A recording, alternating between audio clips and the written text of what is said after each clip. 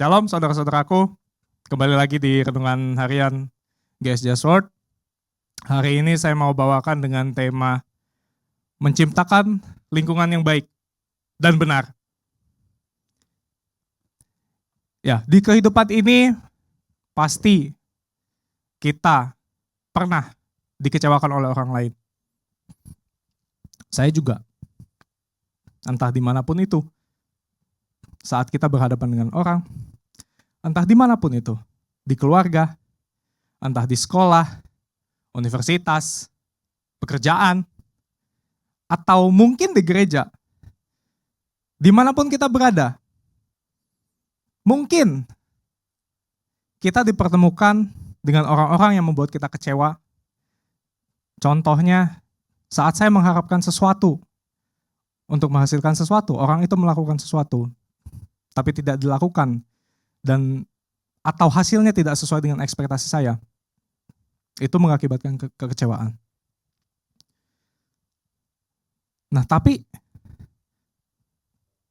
setiap dari kita juga pasti pernah mengecewakan orang lain. Karena pasti kita pernah dipimpin oleh seseorang juga. Kita itu hidup berkomunitas. Kita hidup bersosial. Pasti kita juga pernah mengecewakan orang lain. Dimanapun kita berada, entah itu di keluarga, entah di sekolah, di universitas, pekerjaan, atau mungkin di gereja juga. Yang seperti saya bilang sebelumnya, ya saya juga pernah tentunya. Saya juga pernah mengecewakan orang lain. Saya bukan orang yang sempurna. Di saat ada sesuatu tanggung jawab yang saya dipercayakan oleh seseorang, namun saya belum melakukannya, orang itu juga kecewa.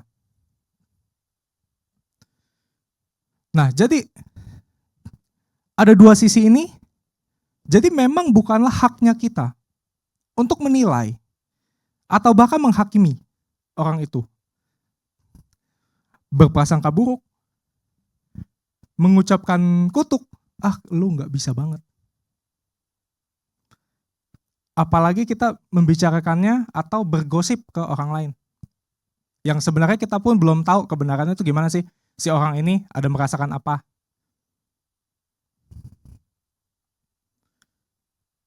Kita bisa baca di firman Tuhan. Di 1 Korintus 4 ayat 5. Di terjemahan baru mengatakan demikian. Karena itu janganlah menghakimi sebelum waktunya, yaitu sebelum Tuhan datang.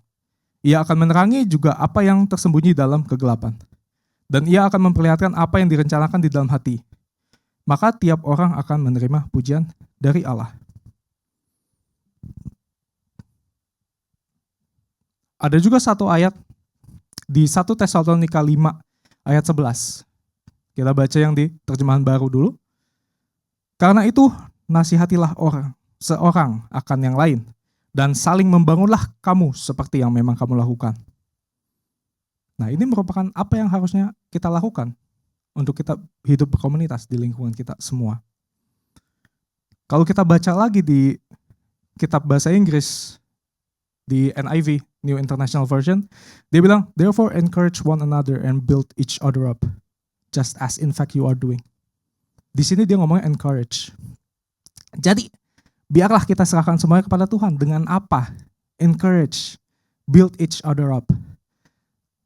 Kita serahkan kepada Tuhan. Kita doakan satu sama lain. Bukannya kita kutukin satu sama lain. Dengan kita saling menasihati, saling menghibur, saling mendorong supaya lebih maju. Bukannya mendoain lu jatuh aja sekalian. Enggak juga. Kita diajarin yang baik. Kita diajari untuk encourage one another and build each other up. Kita bangun supaya lebih tinggi, supaya orang itu lebih maju. Kita saling menguatkan juga dalam iman. Seperti yang kita sudah lakukan.